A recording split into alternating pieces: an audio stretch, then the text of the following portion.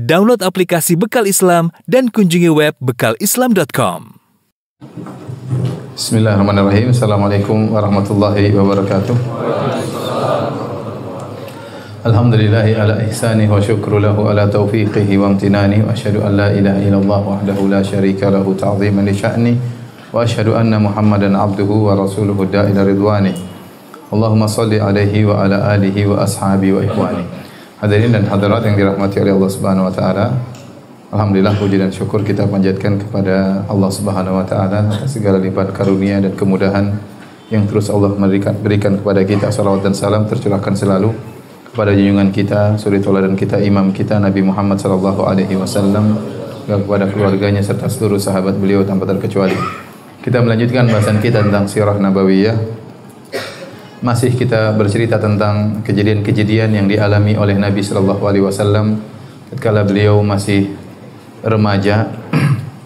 Kisah berikutnya adalah tentang pertemuan Nabi sallallahu alaihi wasallam dengan pendeta Buhaira yang tinggal di negeri Syam. Disebutkan dalam sebagian hadis, dan hadis ini diperselisihkan oleh para ulama tentang kesahihannya. Namun dia masyhur disebutkan dalam buku-buku sejarah. Namun yang dirajihkan oleh Al-Imam Adz-Dzahabi rahimahullahu taala bahwasanya hadisnya adalah hadis yang dhaif, ya, hadis yang dhaif. Kenapa saya perlu menekankan hal ini? Karena hadis ini dijadikan dalil oleh sebagian orang-orang Nasara untuk menjatuhkan agama Islam, ya. Kita bacakan secara singkat hadisnya dari Abu Musa Al-Asy'ari radhiyallahu taala anhu. Dia berkata bahwasanya Abu Talib pergi ke negeri Syam membawa Nabi sallallahu alaihi wasallam bersama sejumlah orang-orang tua dari kalangan Quraisy untuk berdagang. Saat mereka sampai di tempat lokasi yang dekat dengan rumahnya pendeta Buhaira, mereka berhenti untuk beristirahat dan mereka pun menambatkan dan mengikatkan unta-unta mereka. Tak lama kemudian Buhaira sang pendeta keluar menemui mereka. Padahal sebelumnya mereka sering mampir di tempat ini dan sang pendeta tidak pernah keluar menemui mereka. Namun kali ini pendeta keluar dan menemui mereka. Kenapa hal ini disebabkan? Karena dalam rombongan tersebut ada Nabi Muhammad sallallahu alaihi wasallam. Itu umur beliau masih remaja, masih belasan tahun, 11, 12, 13 sekitar segitu. Saat rombongan Abu Talib sedang sibuk membereskan unta mereka, sang rahib pun masuk di sela-sela mereka. Lalu sang rahib bertemu dengan Nabi sallallahu alaihi wasallam dan memegang tangan beliau sembari berkata, inilah pemimpin seluruh alam semesta. Ini adalah utusan Allah, pemimpin seluruh alam semesta. Allah mengutusnya sebagai rahmat bagi alam semesta. Maka orang-orang Quraisy kaget mendengar perkataan sang rahib. Mereka bertanya, bagaimana engkau tahu hal demikian? Mengapa engkau mengatakan anak kecil ini akan menjadi pemimpin alam semesta? Maka sang rahib berkata, tatkala kalian pergi menuju ke sini, tidak ada satu pohon pun dan batu pun kecuali sujud kepadanya. Dan saya mengetahui bahwa dia seorang nabi karena adanya tanda kenabian di bawah pundaknya, yaitu semacam tai lalat besar dan padanya ada beberapa rambut, ya. Kemudian sang rahib pulang dan membuat makanan untuk mereka. Mereka melihat sebuah bayangan di bawah pohon yang bisa dijadikan tempat bernaung. Kemudian Nabi ingin beristirahat di bawah bayangan tersebut. Jadi ada pohon, ada bayangannya. Nabi ingin pergi ke naungan pohon tersebut. Tapi orang-orang Quraisy sudah mendahului. Mereka pun duduk di tempat naungan pohon tersebut sehingga Nabi terlambat. Akhirnya Nabi SAW duduk di sisi yang lain, yang di situ tidak ada naungan pohon. Tiba-tiba bayangan pohon berpindah kepada Nabi SAW dan menaungi Nabi SAW. Pendeta rahib Buhaira berkata, jangan engkau bawa Muhammad ke Romawi, berhati-hatilah karena apabila mereka mengetahui, mereka akan membunuhnya. Karena mereka mengetahui akan keluar seorang nabi baru. Tidak lama kemudian muncullah 7 orang pasukan Romawi. Kemudian mereka ditemui oleh sang pendeta. Sang pendeta bertanya, apa gerangan yang membuat kalian ke sini? Mereka menjawab, kami mendengar bahwasanya akan ada seorang nabi yang muncul di bulan ini dan dia akan melewati jalan ini. Karena itulah kami bermaksud mencari nabi tersebut. Setiap sudut jalan telah diutus orang untuk mencari nabi tersebut. Pendeta Buhaira berkata kepada pasukan, jika Allah menghendaki sesuatu, adakah orang yang dapat menolaknya? Maka berbaiatlah kalian kepada nabi tersebut jika ia telah muncul. Ini hadisnya. Di akhir hadis dikatakan oleh Abu Musa Al-Asy'ari sang pendeta terus mengingatkan agar tidak membawa Muhammad ke negeri Romawi lagi. Ya Abu Talib, jangan bawa ponakanmu ke sini lagi, jangan bawa keponakanmu ke sini lagi. Hal ini menyebabkan Abu Talib segera memulangkan Nabi SAW dan Nabi ditemani oleh Abu Bakar dan Bilal dikirim pulang ke Mekah. Hadisnya riwayat Tirmidzi, ya. Namun hadis ini diperselisihkan oleh para ulama. Yang benar hadisnya dhaif. Di antara sanadnya ada perawi bernama Abdurrahman bin Ghazwan dan mereka mengatakan lahu manakir, yaitu perawi ini memiliki hadis-hadis yang mungkar. Oleh karenanya hadis ini didhaifkan oleh Al-Imam Dzahabi rahimahullahu taala, ulama besar dari mazhab Syafi'i, ahli jarh wa ta'dil. Meskipun disahihkan oleh sebagian ulama seperti Al-Hakim dan yang lainnya, demikian juga Al-Albani rahimahullahu taala. Baik. Kenapa Al-Imam Az-Zahabi mendhaifkan hadis ini? Banyak alasan yang disebut oleh Imam Zahabi rahimahullahu taala. Beliau mengkritiki Al-Hakim, ya. Jadi Al-Hakim punya buku namanya Al-Mustadrak, Mustadrak Al-Hakim. Itu hadis-hadis, ya, yang dimaksud ditulis oleh Al-Hakim untuk mengumpulkan hadis-hadis yang sahih di luar Sahih Bukhari dan Sahih Muslim yang sesuai dengan persyaratan Sahih Bukhari dan Sahih Muslim. Namun ternyata dia menulisnya belum sempat dia perbaiki sehingga banyak hadis-hadis yang dianggap sahih oleh Al-Hakim ternyata tidak sahih. Ternyata banyak hadis yang dhaif. Makanya dikritiki oleh Az-Zahabi rahimahullahu taala. Makanya tidak semua hadis yang disahihkan oleh Al-Hakim jadi hadis sahih, tidak. Ya, tetapi dikritiki oleh para ulama, di antaranya Az-Zahabi mengkritiki Al-Hakim. Di antara dalil Az-Zahabi tentang dhaifnya hadis ini, di antaranya kok bisa disebutkan Abu Bakar di situ, ya. Abu Bakar belum masuk Islam, Nabi masih kecil, Nabi belum jadi Nabi, masih berumur 12 tahun, dan Abu Bakar lebih muda daripada Nabi, lebih muda 2,5 tahun. Kok bisa Nabi berjalan sama Abu Bakar tatkala itu? Ya. Apa hubungannya Abu Bakar dengan Nabi SAW? Yang kedua, kenapa ada Bilal juga di situ? Bilal belum lahir katanya. Bilal belum lahir tatkala itu. Sementara di akhir hadis disebutkan, maka Abu Talib menyuruh Nabi pulang bersama Abu Bakar dan Bilal. Padahal Bilal belum lahir. Ya, kemudian di kejadian aneh tadi, apa namanya, naungan pohon bisa berpindah, ya. Padahal bayangannya di sini kok bisa tiba-tiba pindah kepada Nabi SAW. Kemudian seandainya kisah ini pernah terjadi, tentunya banyak orang-orang Quraisy yang akan masuk Islam. Mungkin Nabi akan ingatkan kepada Abu Talib, wahai pamanku, kau tidak lupa? Apa kau enggak lupa? Bukankah kita pernah pergi ke negeri Syam, kemudian pendeta Buhairah berkata, saya akan menjadi nabi, saya akan menguasai alam semesta ini. Namun Nabi tidak pernah mengingatkan hal ini kepada Abu Talib, dan Abu Talib tidak pernah ingat akan hal ini. Paham? Ini dalil bahwasanya padahal ini kejadian luar biasa dihadiri oleh Abu Talib dan kawan-kawan orang Quraisy yang seusia dengan beliau, ya. Tatkala ini semua tidak pernah dilontarkan, diulangi lagi oleh Nabi dan tidak pernah diingat kembali oleh Abu Talib, maka ini menguatkan hadisnya adalah hadis yang dhaif, ya. Namun hadis ini, ya, meskipun dhaif, dijadikan dalil oleh sebagian orang Nasara. Bahkan saya nonton di YouTube sebagian pendeta kemudian berdalil dengan hadis ini untuk menyatakan bahwasanya ajaran Muhammad hanyalah diambil dari seorang pendeta. Kata mereka, lihatlah Muhammad, karena dalam hadis disebutkan Buhairah akhirnya mengundang Nabi makan siang. Nabi makan siang bersama Buhairah. Ya, kata mereka, disitulah saatnya pendeta ngajarin kepada Nabi tentang agama. Makanya kalau kita buka Al-Quran, kita bandingkan dengan Alkitab, kita dapati banyak kesamaannya dari sisi cerita. Cerita Nabi Nuh, cerita Nabi Adam, cerita Nabi ini, cerita Nabi Anu. Kenapa? Karena Nabi waktu itu ngambil dari siapa? Buhairah. Bagaimana bantahannya terhadap mereka? Jawabannya mudah. Kita bilang pertama hadisnya apa? Dhaif. Gimana Anda berdalil dengan hadis yang dhaif, ya. Yang kedua, Nabi SAW bertemu dengan pendeta Buhairah cuma sebentar, cuma makan siang. Apa yang mau Nabi dapati dari pendeta Buhairah kalau sekedar cuma makan siang? Makan siang berapa menit sih? Paling 1 jam nggak sampai. Terus mau belajar apa sambil makan siang? Ya, ya. Jadi jauh akan hal ini, ya. Kemudian taruhlah Nabi belajar dari pendeta Buhairah.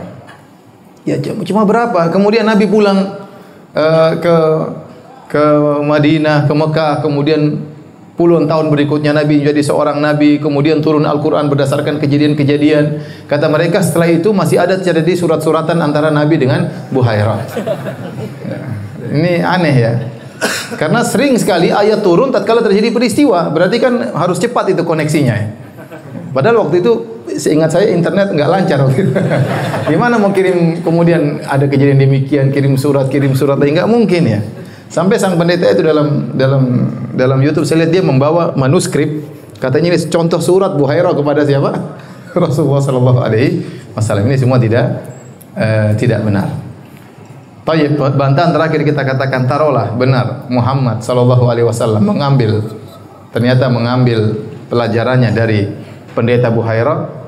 Ya sudah, kamu beriman saja, kan ini juga dari pendeta. Paham atau tidak? Taruhlah kita mengatakan Muhammad sebagaimana pendapat kalian bahwasanya Muhammad mengambil ajarannya dari pendeta Buhairah. Kalau gitu terimalah ajaran Nabi Muhammad sallallahu alaihi wasallam yang kata kalian diambil dari seorang pendeta. Taib. Kejadian berikutnya, kejadian yang disebut dengan halful fudul. Halful fudul yaitu perjanjian yang dilakukan oleh orang-orang Quraisy untuk menolong seorang yang dizalimi. Kejadian ini dikisahkan ada seorang dari negeri Yaman, dari kabilah Zubair. Ya. Dia datang ke kota Mekah, kemudian membawa sejumlah barang untuk dijual di kota Mekah. Kemudian dibelilah oleh seorang bernama Al-As bin Wa'il As-Sahmi. Al-As bin Wa'il As-Sahmi. Waktu Al-As bin Wa'il As-Sahmi membeli barang ini, maka dia mengambil barang dari sang Yamani tadi, orang Yaman, namun dia tidak memberikan barterannya, dia tidak bayar. Dia tidak bayar. Akhirnya ya, orang Yaman ini pun naik ke atas gunung Abu Qubais yang ada di sekeliling Ka'bah. Kemudian dia berteriak-teriak dengan menjelaskan bahwasanya dia dizalimi, barangnya sudah diambil tapi bayarannya tidak ada. Maka akhirnya teriakan itu didengar oleh seorang paman Nabi bernama Zubair bin Abdul Muttalib. Ya, kemudian dia pun mengatakan ini tidak mungkin dibiarkan. Bagaimana ada seorang dizalimi di Mekah ya. Akhirnya mereka pun berkumpullah Bani Hashim, Bani Zuhrah dan Bani Taim bin Murrah berkumpul di rumahnya Abdullah bin Jud'an. Mereka berkumpul untuk membicarakan masalah ini, bagaimana menolong orang Yaman ini agar dibayar barangnya. Akhirnya mereka bermusyawarah dan berkumpul. Persekutuan itu namanya halful fudul. Halful fudul.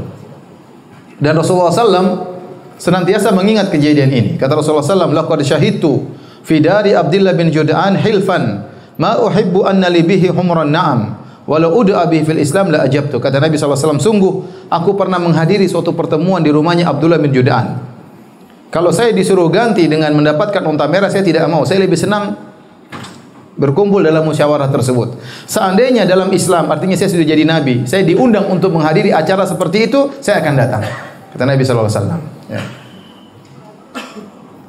Abdullah bin Jud'an adalah seorang yang sangat dermawan di zaman jahiliyah. Dia selalu membuka rumahnya untuk pertemuan, untuk menolong orang-orang yang susah, suka menyambung silaturahmi, suka membantu fakir miskin. Tapi dia meninggal dalam kondisi musyrik. Saking terkenalnya Abdullah bin Jud'an ini, Aisyah pernah bertanya, "Ya Rasulullah, Ibnu Jud'an kana fil jahiliyah yasilur rahim." Ya Rasulullah, bagaimana dengan Abdullah bin Jud'an? Dahulu waktu zaman jahiliyah suka menyambung silaturahmi, wa yut'imul miskin, suka memberi makan kepada fakir miskin. Fa hal dzaka nafi'uh? Apakah perbuatannya itu bermanfaat baginya? Kata Nabi, la yanfa'uh, tidak bermanfaat. Innahu lam yaqul yauman Rabbi ghfirli khati'ati yaumaddin. Dia tidak pernah berucap sekalipun, ya Rabbku ampunilah kesalahanku pada hari kiamat kelak. Artinya apa? Dia meninggal dalam kondisi musyrik. Maka kebaikan yang dia lakukan semua tidak bermanfaat. Seandainya dia masuk Islam, seluruh kebaikannya akan bermanfaat baginya. Wa ma mana'ahum an tuqbala minhum nafaqatuhum illa annahum kafaru billah. Kata Allah Subhanahu wa taala, tidaklah menghalangi mereka ya diterimanya sedekah mereka kecuali karena mereka kufur kepada Allah. Ayat ini dijadikan dalil oleh para ulama. Seandainya mereka beriman, maka perbuatan baik mereka semuanya diterima oleh Allah Subhanahu wa taala. Ini adalah kebaikan Islam. Oleh karenanya Hakim bin Hizam pernah bertanya kepada Nabi SAW. Dia waktu zaman jahiliyah, dia terkenal dermawan. Dia memerdekakan 100 budak, dia menyembelih 100 ekor onta, dibagi-bagikan kepada fakir miskin. Kemudian dia bertanya kepada Nabi, "Ya Rasulullah, bagaimana dengan kebaikan-kebaikanku di zaman jahiliyah dahulu setelah saya masuk Islam?" Kata Nabi SAW, "Aslamta ala ma aslafta min khair ya Hakim." Engkau masuk Islam dengan membawa seluruh kebaikanmu yang di zaman jahiliyah seluruhnya. Makanya kalau ada orang masuk Islam, seluruh kebaikannya waktu dia zaman jahiliyah masih musyrik, ternyata berbakti sama orang tua, memperhatikan tetangga, suka membantu fakir miskin, suka membantu anak yatim, suka membantu para janda ya. janda tua maupun janda muda dibantu. Maka seluruh kebaikannya akan diterima oleh Allah Subhanahu wa taala seandainya mereka masuk Islam. Tapi kalau dia tidak masuk Islam, maka tidak diterima. Seperti Abdullah bin Jud'an. Taib. Hadis ini menjelaskan tentang mulianya akhlak orang-orang Quraisy, ya, meskipun mereka di tengah-tengah kerusakan moral, di tengah kerusakan akidah, namun mereka masih punya nurani untuk menolong orang yang terzalimi. Makanya Nabi SAW berkata, "Innama bu'itsu liutammima makarimal akhlak." Sungguhnya aku ini diutus untuk menyempurnakan akhlak yang mulia. Maksudnya apa? Maksudnya orang jahiliyah itu mereka punya akhlak yang mulia. Di antaranya suka menjamu tamu, di antaranya suka dermawan, di antaranya memiliki keberanian yang luar biasa, di antaranya setia kawan, ya. Maka Nabi datang untuk menyempurnakan akhlak mulia tersebut, ya. Ini juga dalil bahwasanya terkadang kita harus bermajelis dengan orang-orang yang memiliki kesalahan, ya, penyimpangan kalau ada tujuan yang mulia. Kalau ada tujuan yang mulia. Karena Nabi SAW waktu berbicara tentang halful fudul, beliau berkata, ya, bahwasanya lau du'itu fil Islam la ajabtuhu. Kalau saya sudah jadi nabi, kemudian saya diundang oleh orang-orang musyrikin tersebut untuk rapat membela kezaliman, saya akan datang, kata Nabi SAW. Oleh karenanya dalam pergaulan kita melihat situasi dan kondisi. Terkadang kita bergaul sama non-muslim, terkadang kita bergaul sama ahlul bid'ah, terkadang kita bergaul dengan pelaku maksiat. Kalau memang dalam pergaulan tersebut ada kemanfaatan, ada kemaslahatan, maka Islam dibangun di atas meraih kemaslahatan dan menolak kemudaratan, ya. Tidak juga kaku bahwasanya kita tidak boleh bergaul sama orang kafir sama sekali, tidak juga demikian, ya. Ya, kalau orang kafir saja kita bisa bergaul, bisa duduk bareng, apalagi hanya pelaku maksiat, apalagi hanya pelaku bid'ah. Kalau memang ada maslahat yang kita harapkan di balik hal tersebut. Oleh karenanya ini ditegaskan oleh Al-Imam Ibnu Qayyim rahimahullahu taala dalam kitabnya Zadul Ma'ad. Beliau berkata, "Innal musyrikin wa ahlal bid'ah wal fujur wal bughat wal zalamah idza talabu amran yu'azzimuna fi hurmatin min rahmatillah ujibu ilaihi wa utuhu wa uinu alaihi." Sungguhnya orang musyrik, ahlul bid'ah, para pelaku maksiat, orang-orang yang zalim, kalau mereka meminta suatu perkara yang dalam perkara itu mereka mengagungkan syariat Allah Subhanahu wa taala, maka dipenuhi permintaan mereka dan dibantu mereka untuk melakukan demikian, ya. Paham? Ya, jadi terkadang apalagi kita di Indonesia, kita banyak, ya, lingkungan dengan berbagai macam kondisi, ya. Kita terkadang bertetangga dengan non muslim, bertetangga dengan pelaku maksiat, bertetangga dengan tukang judi, ya. Kita harus pandai-pandai melihat situasi kondisi dalam bermuamalah dengan mereka. Tidak mesti kaku, tidak boleh berhubungan sama sekali juga enggak. Ya, tidak demikian juga, ya. Tapi syariat dibangun di atas menimbang maslahat dengan mudarat. Kalau ada maslahatnya, terkadang kita duduk bareng sama orang-orang yang menyimpang, tidak ada masalah. Kalau memang ada maslahat yang diharapkan di balik itu dan dijauhkan kemudaratan dari hal tersebut. Tapi peristiwa berikutnya yang dialami oleh Nabi SAW sebelum beliau menjadi Nabi adalah peristiwa yang sangat luar biasa, yaitu pernikahan antara Nabi dengan Khadijah radhiyallahu taala anha. Pernikahan antara Khadijah dengan Nabi SAW. Ya. Khadijah bintu Khuwailid bin As'ad bin Abdul Uzza bin Qusay bin Kilab. Jadi ketemu dengan Nabi SAW di kakek Nabi yang bernama Qusay bin Kilab. Sedangkan Nabi Muhammad bin Abdullah bin Abdul Muttalib bin Hashim bin Abdi Manaf bin Qusay bin Kilab. Jadi dua-duanya adalah Quraisy. Nabi Quraisy, Khadijah Quraisyiyah, sama-sama dari Quraisy, sama-sama memiliki nasab yang tinggi, ya. Adapun Nabi terkenal, kakeknya Abdul Muttalib, penguasa kota Mekah, ya. Kemudian pamannya Abu Talib masih hidup, juga orang terpandang di kota Mekah. Ya, hanya saja Nabi bukan orang kaya. Nabi bukan orang kaya, miskin. Nabi menggembala kambing, Nabi kerja membantu pamannya, ya. Warisan bapak dan ibunya sudah tidak ada, artinya dia miskin, dipelihara oleh kerabatnya, oleh pamannya. Adapun Khadijah radhiyallahu taala anha adalah seorang wanita dari Quraisy yang juga memiliki nasab yang mulia dan juga terkenal tatkala itu. Terkenal dengan sifatnya yang sangat menjaga kehormatannya. Makanya dia digelari dengan Thahirah, Thahirah artinya suci, wanita suci. Demikian juga digelari dengan Afifah, itu wanita yang menjaga kehormatannya. Lebih daripada itu, Khadijah radhiyallahu taala anha ternyata sangat kaya raya, sangat kaya raya. Ya. Oleh karenanya banyak orang yang ingin melamar Khadijah, namun Khadijah tidak menerima lamaran mereka. Khadijah radhiyallahu taala anha sudah menikah 2 kali sebelum menikah dengan Nabi sallallahu alaihi wasallam. Yang pertama Khadijah menikah dengan seorang yang bernama Atiq bin Aif al-Makhzumi. Kemudian menikah dengan lelaki yang kedua, ini meninggal. Kemudian menikah lagi dengan lelaki kedua bernama Abu Halah ibnu Nabbash at-Tamimi. Ya, kemudian juga meninggal. Ya, dari pernikahannya dengan Abu Halah maka lahirlah seorang anak yang bernama Hind, tapi laki-laki Hind. Jadi Khadijah punya anak bawaan dari suaminya yang kedua. Ya, di sini kita tahu bahwasanya Nabi adalah suami yang keberapa? Yang ketiga. Setelah Khadijah suami pertama meninggal, suami kedua meninggal, Khadijah tidak mau menikah lagi. Banyak lamaran datang ya. Siapa yang tidak ingin menikah dengan Khadijah ya? Wanita yang cantik, kemudian terkenal suci, kemudian kaya raya lagi, sehingga banyak yang melamar Khadijah, namun Khadijah menolak. Dan Khadijah radhiyallahu taala anha, dia mempekerjakan para pemuda laki-laki untuk memperdagangkan barang dagangannya dengan sistem mudharabah. Jadi barang dagangannya dibawa ke negeri Syam, nanti bagi hasil. Sampai akhirnya dia mendengar tentang seorang pemuda yang sangat mulia yang bernama Muhammad sallallahu alaihi wasallam. Ya, seakan-akan Khadijah mendengar banyak tentang Muhammad. Apalagi Muhammad sallallahu alaihi wasallam diberi gelar dengan apa? Al-Amin. Orang yang sangat amanah, sangat terpercaya.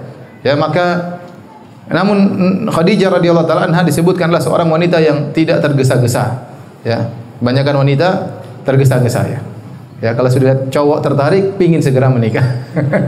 Apa namanya? Terkadang tidak pertimbangan panjang lebar ya. Tapi Khadijah sudah sangat dewasa, sudah menikah 2 kali, tentu dia tidak tergesa-gesa. Ya, dia tentu banyak pertimbangan.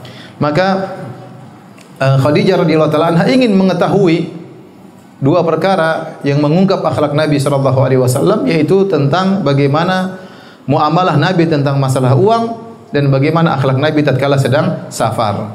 Karena seseorang akhlaknya diketahui dari 3 perkara di antaranya, ya. Di antaranya dengan muamalah dia dengan duit, yang kedua tatkala dia bersafar, yang ketiga kalau dia tetangga kita tahu betul bagaimana orang ini. Oleh karena dalam satu riwayat ada seorang bersaksi di hadapan Umar bin Khattab radhiyallahu taala anhu. Dia mau menjadi saksi. Maka Umar berkata, "Saya tidak kenal engkau.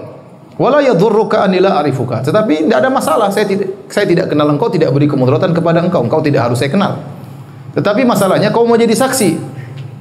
Maka dari mana saya tahu kau adalah seorang yang terpercaya? Siapa yang menjadi saksi bahwasanya siapa yang mengenal engkau sehingga kau menjadi orang terpercaya untuk saya terima persaksianmu? Faqala rajulun, ada seorang berkata, "Ana arifuhu, ya Amirul Mukminin." Wahai Amirul Mukminin, saya tahu lelaki ini. Biarkan dia bersaksi, terima persaksiannya. Saya kenal lelaki ini. Maka Umar bertanya, "Bi ayyi syai'in ta'rifuhu?" Dari mana kau kenal lelaki ini? Kata dia, "Bil adalah, orang ini thiqah, terpercaya." Kata Umar, "Huwa jaruka al-adna ta'rifu lailahu wa naharahu madkhalu makhrajahu?" Apakah orang ini adalah tetanggamu yang berdempetan dengan rumahmu? Kau tahu bagaimana kondisinya, kapan dia masuk rumah, kapan dia keluar rumah, ya, bagaimana siangnya, bagaimana malamnya? Qala la, kata laki-laki itu, dia enggak pernah jadi tetangga saya. Pertanyaan kedua, fa'amalaka bid-dirham wad-dinar alladhi yustadallu bihi ma'alal wara'? Apakah kau pernah bermuamalah dengan dia masalah dinar dan dirham, masalah dolar dan rupiah, sehingga kau bisa tahu dia orang yang wara', yang berhati-hati dalam masalah keuangan? Qala la, saya tidak pernah bermuamalah duit sama dia. Pertanyaan ketiga, fa sahibuka fis safar alladhi yustadallu bihi ala makarimil akhlaq? Apakah engkau pernah berjalan sama dia dalam safar sehingga kau tahu bagaimana akhlaknya yang sesungguhnya? Karena safar ini disebut dengan safar karena dia isfar, dia mengungkap akhlak seorang. Apalagi safar zaman dahulu, ya, apalagi safar zaman dahulu di bawah terik matahari, di gurun pasir, ya. Seorang akan nampak akhlaknya tatkala sedang safar. Apakah dia mengutamakan dirinya sendiri, apakah dia mau menang sendiri, ini nampak tatkala sedang safar. Apakah dia mempedulikan orang lain, apakah dia makan bersama atau dia makan sendiri, ini semua akan nampak tatkala sedang safar. Apakah dia emosional, apakah dia memaafkan, ini semua akan nampak tatkala sedang safar. Kata dia tidak pernah jadi tetangga, tidak pernah bermuamalah dengan masalah duit, kemudian tidak juga pernah bersafar denganku. Maka kata Umar, falasta ta'rifuhu, kalau begitu kau tidak mengenal orang tersebut, ya. Jadi benar, kalau kita ingin kenal orang, kita lihat bagaimana muamalah dia tatkala safar, tatkala masalah duit, ya. Kalau ngutang enggak balik-balikan ini. Salat mantap, selalu saf pertama. Tapi masalah duit repot juga, tidak pernah mengembalikan duit, ya. Utang dilupakan atau terlupakan, ya. Baik. Akhirnya Khadijah radhiyallahu anha mengetes Nabi dari dua hal. Masalah duit dan masalah safar. Karena Nabi bukan tetangga Khadijah. Maka akhirnya Nabi SAW bekerja bersama Khadijah. Maka kemudian Khadijah memberikan hartanya kepada Nabi untuk diperdagangkan. Ditemani oleh seorang pembantu Khadijah bernama Maisarah. Maisarah laki-laki atau perempuan? Laki-laki, ya. Kalau Maimunah Maisarah itu apa? Laki-laki, ya. Maisarah laki-laki. Itu nama laki-laki. Meskipun orang Indonesia sering menamakan Maisarah untuk nama perempuan. Dan ini sering terjadi di tanah air kita. Firdaus itu nama perempuan kalau di Saudi. Kalau di sini jadi nama laki-laki. Iman itu nama perempuan kalau di Saudi. Di sini jadi nama laki-laki. Ya. Enggak apa-apalah. Baik. Setelah Nabi berdagang bersama Maisarah, mungkin pergi jauh ke negeri Syam, safar. Kemudian dia pulang laporan kepada majikannya Khadijah. Waktu Maisarah cerita tentang Nabi, semakin tertariklah siapa? Khadijah. Justru semakin nampak indahnya Nabi setelah bermuamalah dengan duit, setelah bersafar. Nampak akhlak Nabi yang luar biasa, nampak sekali amanahnya tatkala bermuamalah tentang masalah duit, ya. Ini menjadikan Khadijah semakin tertarik kepada Nabi sallallahu alaihi wasallam.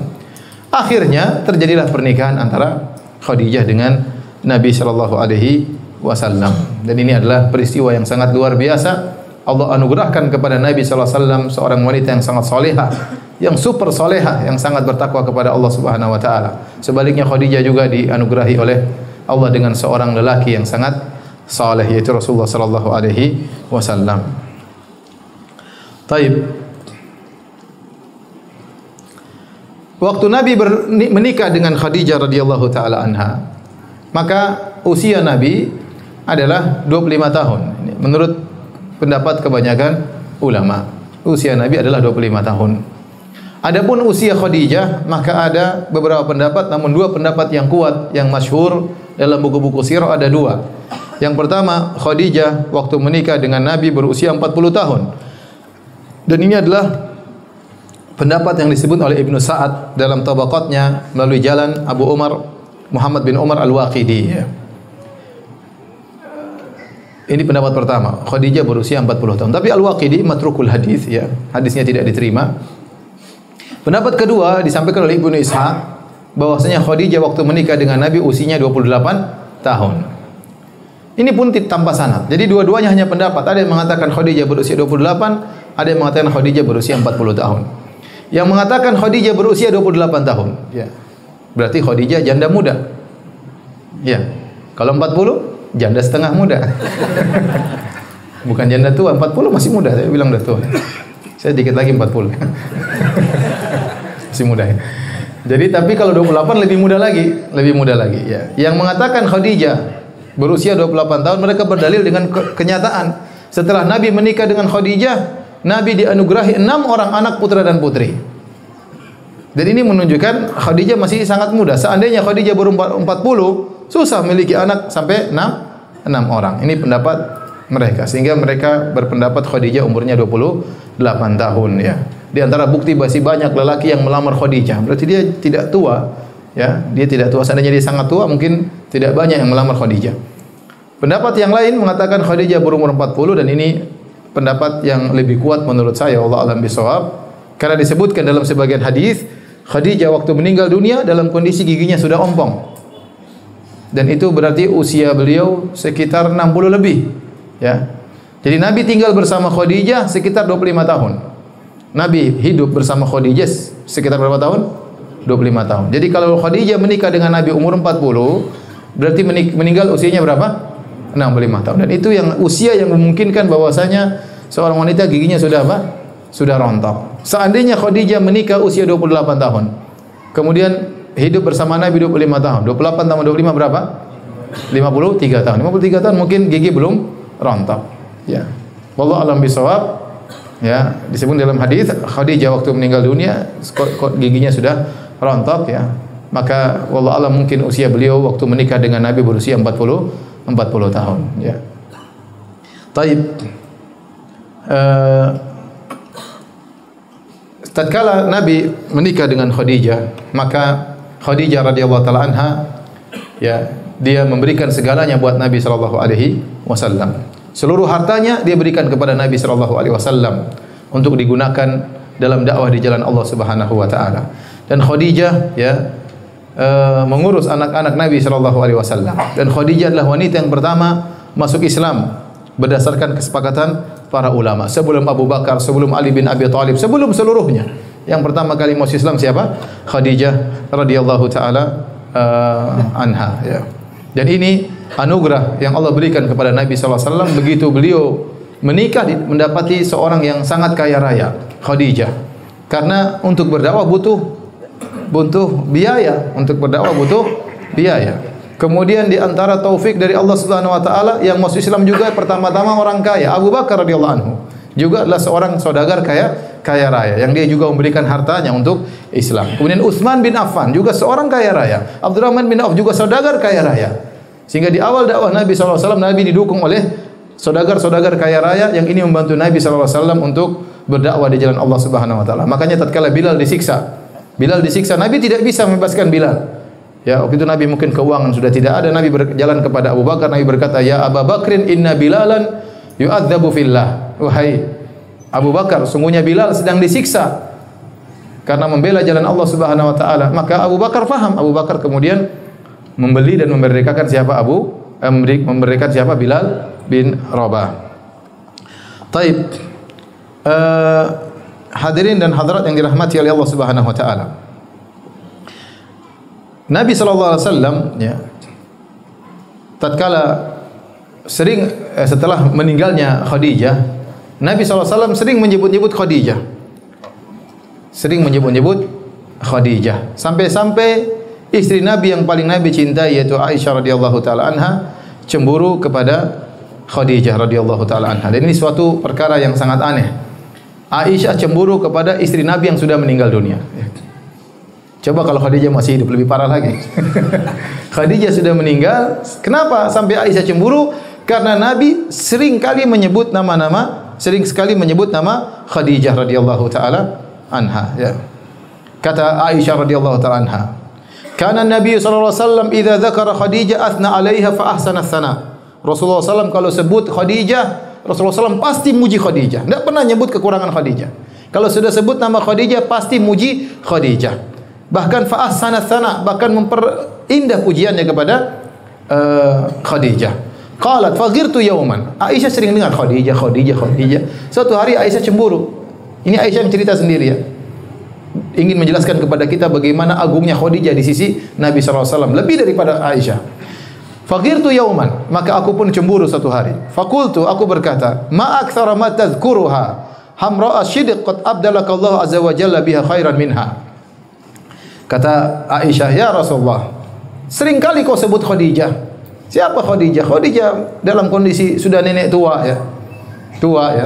Giginya giginya tinggal gusinya saja ya.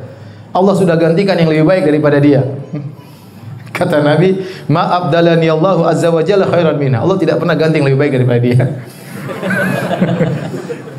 Kemudian kata Rasulullah sallallahu alaihi wasallam, qad amanat bi id kafara biyan nas. Dia telah beriman kepadaku tatkala seluruh manusia kafir kepadaku. Wasaddaqatni id kadzdzabani an-nas. Dia membenarkan aku tatkala semua manusia mendustakan aku. Wa wasani bimaliha id haramani an-nas. Dan dia membantuku dengan hartanya tatkala semua orang tidak ada yang bantu aku. Wa razaqani Allahu waladaha id haramani auladan nisa. Dan dia telah memberikan aku anak-anak sementara istri-istri lain tidak memberi anak-anak ya. Jadi ini yang menyebabkan Rasulullah SAW sangat cinta kepada Khadijah. Satu hari ada saudarinya Khadijah bernama Halah. Halah itu mungkin adiknya Khadijah, adik perempuannya Khadijah. Halah bintu Khuwailid. Suatu hari Halah minta mau bertamu di rumah Nabi SAW, di rumahnya Aisyah. Mungkin Assalamualaikum, ketuk pintu. Fa'arafa isti'dzana Khadijah. Rasulullah SAW waktu mendengar suaranya Halah ingat Khadijah. Karena benar terkadang suara adik ipar kita seperti suara istri kita ya, seperti suara istri kita ya. Ya, adik perempuan ipar kita terkadang persis suara istri kita. Maka waktu Halah ngetuk pintu, Assalamualaikum, maka Nabi pun ingat Khadijah. Langsung Nabi berseri-seri. Maka Nabi berkata, Allahumma Halah, itu Halah ya. Maka aku pun cemburu, ingat lagi Khadijah. Kata Aisyah, ghirtu, aku pun cemburu. Fakultu, ma tadhkuru min ajaiz Quraisy. Kau selalu ingat nenek tua dari Quraisy. Wa qad halakat fid dahr, sudah hilang di telan masa. Qad abdalakallahu khairan minha, Allah sudah ganti yang lebih baik daripada dia. Kata Nabi, tidak ada yang lebih baik daripada dia. Bahkan dalam satu hadis waktu Aisyah cemburu kepada Khadijah, maka kata Nabi SAW, inni qad ruziktu hubbaha. Nabi tetap membela Khadijah. Bahkan Nabi berkata, sungguh aku telah dianugerahi oleh Allah mencintainya. Jadi Nabi tetap bela Khadijah. Kata Nabi, aku cinta kepada Khadijah itu anugerah dari mana? Allah Subhanahu wa taala. Saking mulianya Khadijah, ya. Rasulullah SAW pernah bersabda, khairun nisa'iha Maryam ibnatu Imran. Wanita terbaik di zamannya adalah Maryam, ibunya Nabi Isa bintu Imran. Wa khairun nisa'iha, sebaik-baik wanita dunia di zamannya adalah Khadijah radhiyallahu taala anha. Dan Jibril alaihissalam mengabarkan bahwasanya Khadijah masuk surga. Ya. Dalam satu hadis ya, bahwasanya Jibril datang kepada Nabi sallallahu alaihi wasallam, kemudian Jibril berkata, ya Rasulullah, hadhihi Khadijatu qad atat ma'aha ina'un fi idam aw ta'amun aw syarab. Fa idza hiya atatka faqra 'alaiha salam min rabbiha wa minni wa bashirha bi baitin fil jannati min qasabin la sakhaba fihi wala nasab. Kata Jibril, wahai Muhammad, wahai Rasulullah, sungguhnya Khadijah akan datang menemuimu dan dia sedang membawa suatu tempayan, isinya adalah kuah sayur atau kuah daging atau makanan atau minuman dia bawa. Jika dia telah mendatangimu, maka sampaikanlah salam dari Robnya. Jadi Allah kirim salam kepada siapa? Khadijah. Luar biasa ya. Kita aja kalau dikirim salam sama bupati sudah lumayan senang ya. Dikirim salam sama gubernur lumayan. Ya, gubernur ingat saya. Padahal gubernur ya. Apalagi kemudian presiden kirim salam sama kita. Apalagi Allah Subhanahu wa taala ya. Makanya ada saya lihat di YouTube ada seorang wanita ya. Ada seorang laki cerita tentang mamanya yang sudah tua, umur sudah sangat tua. Sudah mungkin 70 tahun. Kalau baca satu firman Allah, innal muttaqina fi jannati wa nahar fi maq'adi sidqin inda malikin muqtadir. Kata ibunya, saya suka sekali ayat ini. Apa artinya ayat tersebut? Di akhir dari surat Al-Qamar, kata Allah, sungguhnya orang-orang yang bertakwa berada di surga yang mengalir ya, sungai-sungai ya, dan taman-taman surga. Kemudian di tempat yang baik, inda malikin muqtadir, di sisi Allah, Malik, raja yang maha kuasa. Kata wanita ini di Saudi, bagaimana kalau kita duduk dihormati oleh Malik Fahad, Raja Fahad, kita duduk di sampingnya. Luar biasa betapa senangnya saya kalau duduk bisa di samping Raja Fahad ya. Bagaimana kalau di samping Allah Subhanahu wa taala? Bagaimana kalau dimuliakan oleh Allah Subhanahu wa taala? Maka dibilang, saya suka sekali baca ayat ini. Karena kalau saya dipanggil Raja Fahad kemudian duduk di sampingnya ya, dihormati di hadapan orang-orang banyak, maka saya akan sangat bahagia, apalagi di sisi Allah Subhanahu wa taala. Nah, ini Khadijah radhiyallahu taala anha dikirim salam oleh Allah Subhanahu wa taala. Kemudian juga kata Jibril, wa minni, dan kirim salamku buat Khadijah dan beri kabar gembira kepadanya bahwasanya dia akan mendapatkan surga. Yang surga tersebut terbuat dari mutiara ya, yang tidak ada mutiara raksasa yang dalam surga tersebut, istana tersebut tidak ada sakhab, tidak ada teriak-teriakan, wala nasab, dan tidak ada keletihan. Kata sebagian ulama, kenapa surganya Khadijah disifati dengan demikian? Tidak ada hiruk pikuk, tidak ada suara-suara teriak. Karena Khadijah selama 25 tahun tidak pernah mengangkat suaranya di hadapan Nabi sallallahu alaihi wasallam. Kenapa Khadijah mendapati surga tidak ada keletihan sama sekali? Karena dia selama hidupnya berletih-letih mengurus anak-anak Rasulullah SAW agar Rasulullah SAW bisa berdakwah dengan lapang. Ya. Jadi inilah kemuliaan Khadijah radhiyallahu anha yang buat Nabi SAW tidak pernah lupa dengan Khadijah. 25 tahun Khadijah tidak pernah angkat suara di hadapan Nabi SAW. Saya sering kasih sayembara. Siapa di antara antum yang istrinya tidak pernah angkat suara? Saya kasih HP. Ada? Tidak pernah angkat suara di depan antum? Ada atau tidak? Hah? Bendino ya. Ada yang tidak pernah angkat suara istrinya? Ada Ustaz yang belum kawin. Baik, jadi itulah Khadijah radhiyallahu taala anha yang membuat Nabi SAW tidak pernah melupakannya. Mungkin Nabi meraih istri yang lebih cantik, mungkin dari Khadijah, bisa jadi. Tapi akhlak yang menjadikan Nabi tidak pernah melupakan apa? Khadijah. Di saat-saat sulit, disitulah nampak keutamaan Khadijah radhiyallahu taala anha. Ya. Oleh karena Nabi SAW mengenang Khadijah. Bahkan di dalam hadis Rasulullah SAW kalau memotong kambing, Rasulullah SAW suruh dibagi-bagikan kepada sahabat-sahabat Khadijah. Dia ingat Khadijah itu teman-temannya. Tolong bagikan kambing kepada Khadijah. Taib. Di antara hal yang menjadikan Nabi SAW sangat cinta kepada Khadijah, pertama adalah Khadijah adalah cinta pertama Nabi SAW. Nabi belum pernah mengenal wanita sebelumnya. Wanita pertama yang dia ingat siapa? Khadijah. Yang dia cintai pertama adalah Khadijah. Dan kita tahu cinta pertama susah dilupakan. Kata seorang penyair, nakil fuadaka haitsu syi'ta minal hawa famal hubbu illa lil habibil awwali. Pindahkanlah hatimu kepada siapa yang kau sukai, akan tapi cinta yang sesungguhnya adalah cinta kepada kekasih pertama. Wa kam manzilin fil ardi ya'lafuhul fata wa haninuhu abadan li awwali manzili. Betapa banyak tempat disinggahi oleh seorang pemuda, tetapi kerinduannya selalu kepada tempat yang pertama. Benar atau tidak cinta pertama sudah dilupakan? Sudah.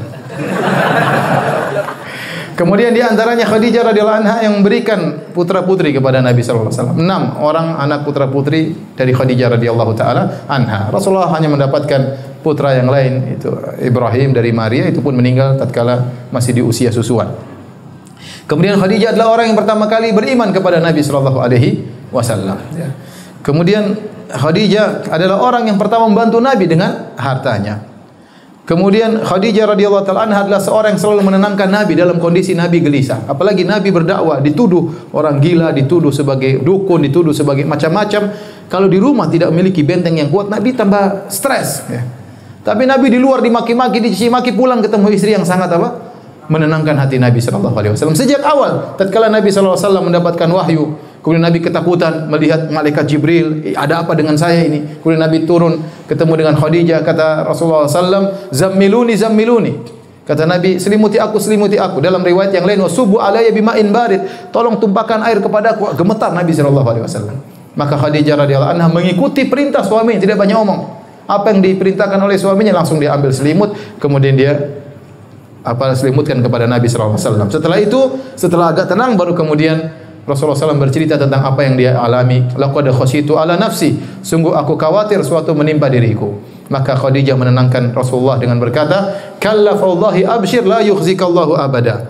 Bergembiralah wahai suamiku, demi Allah, Allah tidak akan menghinakan engkau selama-lamanya. Innaka latasilur rahim, engkau senantiasa menyambung silaturahmi. Wa tasduqul hadis, engkau senantiasa jujur. Wa tahmilul kalla, engkau senantiasa bantu orang yang tidak mampu. Wa taksibul ma'dum, ada orang tidak punya apa, kau bantu, kau berikan kepada dia. Wa taqrid dhaif, kau senantiasa memuliakan tamu. Wa tu'inu ala nawaibil haq, engkau selalu membantu orang terkena musibah. Kata Khadijah, orang seperti kamu ini tidak mungkin dihinakan oleh Rabbul Alamin. Kenapa kau selalu berbuat baik kepada orang lain? Itu Khadijah ngomong dengan ilmu yang terbatas yang dia miliki untuk menenangkan apa? Suaminya. Maka seorang istri yang baik kalau suaminya punya masalah berusaha dia tenangkan dia. Lihat waktu Rasulullah datang, ada suatu selimuti aku. Ya. Khadijah langsung nurut kasih selimut. Sebagian wanita, Mas ada apa Mas? Ngomong dulu Mas. Yang dulu, tunggu dulu ngomong ada apa. Khadijah tidak, langsung ambil apa? Selimut. Maka kalau seorang suami lagi marah-marah di rumah, jangan kita provokasi dia. Ya. Mungkin pulang dari kantor, Umi itu Abu Fulan tuh kurang ajar itu. Iya itu istrinya juga kurang ajar Mas. Wah tambah jadi ya. Jadi tambah stres apa namanya? suaminya. Ya, dia tenangkan suaminya, udah tenang mas, itu kehidupan dunia mas, sudah takdirnya tenang mas. Ditenangkan, bukan malah jadi ya seorang ya, wanita yang baik seperti itu soleha ya bisa menenangkan hati suaminya. Berapa menit lagi? Udah habis. Tayyib, kita salat nanti baru kita lanjutkan tanya jawab. Allah taala alam bisawab.